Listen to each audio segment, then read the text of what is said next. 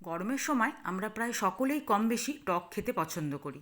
আর টকটা গরমের সময় খাওয়ারও প্রয়োজন হয় আমাদের শরীরের জন্য। তো আমরা তো সব সময় চাটনি, আমের চাটনি বা টমেটোর চাটনি, কুলের চাটনি, আমড়ার চাটনি এসব খেয়েই থাকি। আজ আমি আপনাদের সঙ্গে এমন একটা রেসিপি শেয়ার করব যেটা কিন্তু খুব কমই আমরা বাড়িতে হয়। নমস্কার বন্ধুরা, রসনালয়ে আপনাদের অনেক স্বাগত। আজ আমি আপনাদের সঙ্গে শেয়ার করব পাঁচমিশালি সবজির টকের রেসিপি, যেটা গ্রামের দিকে মানুষ খুবই রান্না করে আর গ্রামের মানুষ খুবই পরিচিত এর সঙ্গে। তার জন্য আমি এখানে কচুরমুখী বা গাঁটি কচু, মূলো, আলু আর বেগুন নিয়েছি। এবার চাইলে আপনি এর মধ্যে আরও অন্য রকম নিজের পছন্দ অনুযায়ী সবজিও দিতে পারেন।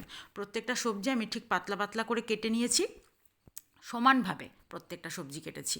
আর এখানে একটা মিক্সির বাটির মধ্যে সম পরিমাণে সাদা কালো সর্ষে মিশিয়ে তার মধ্যে কাঁচা পাকা লঙ্কা 5টা দিয়ে জল দিয়ে একটু ভিজতে দেবো, পরে এটাকে পেস্ট করে নেব। আর তার সঙ্গে একটু পাকা তেঁতুল একটা বাটিতে, সেটাকেও জল দিয়ে ভিজতে দেব, পরে এটার কাঁচটা বার করে নেব। এবার কড়াইয়ে একটু জল দিয়ে তার মধ্যে আলু আর গাঁটি কচু বা কচুরমুখী যেটা বলে, দুটোকে একটু ভাপিয়ে নেব।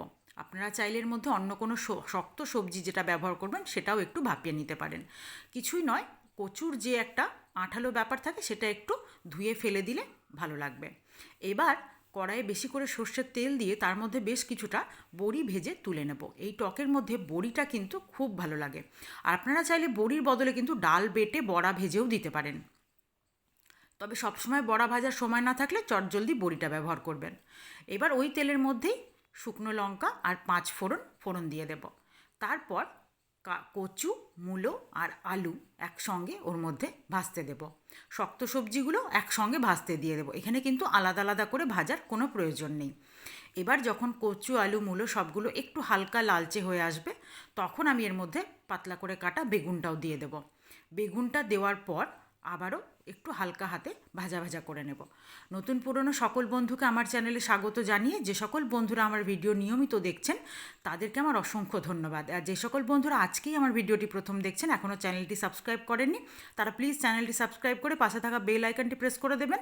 নতুন নতুন ভিডিও নোটিফিকেশান পেয়ে যাবেন। আর যে সকল বন্ধুরা ফেসবুক পেজ থেকে আমার ভিডিওটি দেখছেন তারা অবশ্যই পেজটি ফলো করে দেবেন। এবার ভাজা হয়ে গেলে ওর মধ্যে সামান্য পরিমাণে হলুদ, পরিমাণ মতো লবণ আর একটু চিনি স্বাদের ব্যালেন্সের জন্য দিয়ে নাড়াচাড়া করে একটু বেশি করে জল দিয়ে এবার এটাকে সেদ্ধ করে নেব। সবজিগুলো যেন সবগুলো সম পরিমাণে সেদ্ধ হয়ে যায়। তার আগে ভেজে রাখা বড়িগুলোও এর মধ্যে দিয়ে দেব। ভেজে রাখা বড়িগুলো সেটাও তো সেদ্ধ হওয়ার প্রয়োজন আছে, তাই বড়িগুলো দিয়ে একসঙ্গে এবার আমি ঢাকা দিয়ে ফুটতে দেব। অল্প একটু ফুটলে, যেহেতু ওগুলো ভাজা আছে, অল্প একটু ফুটলেই কিন্তু সেদ্ধ হয়ে যাবে। ঠিক এরকম যখন দেখব একটু ঘন হয়ে এসেছে, জলটাও কমেছে, তখন আর এদিকে দেখব সবজিগুলোও কিন্তু সেদ্ধ হয়ে গেছে। দেখুন কচু, আলু প্রত্যেকটাই সেদ্ধ হয়ে গেছে। এই টকটা আপনারা অনেকেই হয়তো এই টকের সঙ্গে পরিচিত, আবার অনেকেই কিন্তু পরিচিত নয়। যারা পরিচিত নয় তারা অবশ্যই একবার ট্রাই করবেন।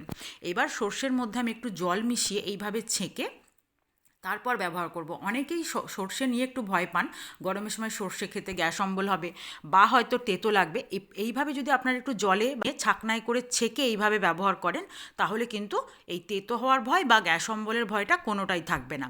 এবার যে সর্ষের যে জলটা সেটা দেওয়ার পর একটু ফুটিয়ে নিয়ে আমি এবার তেঁতুলের কাতটাও বার করে নিয়েছি, ভেতরের সমস্ত বীজ আর শক্ত অংশ ফেলে দিলাম। এবার ওই পাতলা জলটা আমি এর মধ্যে দিয়ে দেবো। বেশিক্ষণ ফোটাবো না, কারণ সবজি আমার সব সেদ্ধ হয়ে গেছে। আর সর্ষে বাটা দেওয়ার পর বেশি ফোটানোর প্রয়োজনও পড়ে না। তারপর আমি এই তেঁতুলের পাতলা জলটা আমি এর মধ্যে দিয়ে দেবো। তারপর একটু নাড়াচাড়া করে নেব। আর টকের পরিমাণটা আপনারা আপনাদের পছন্দ অনুযায়ী দেবেন, কারণ এই টকে কিন্তু খুব বেশি মানে টক খায় না। এই টকটা, সবজির টকটার মধ্যে হালকা টক খেলে বেশি ভালো লাগে।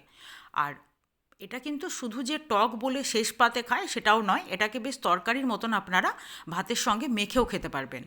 তো আজকের আমার এই টকের রেসিপি আপনাদের কেমন লাগলো অবশ্যই কমেন্ট করে জানাতে ভুলবেন না।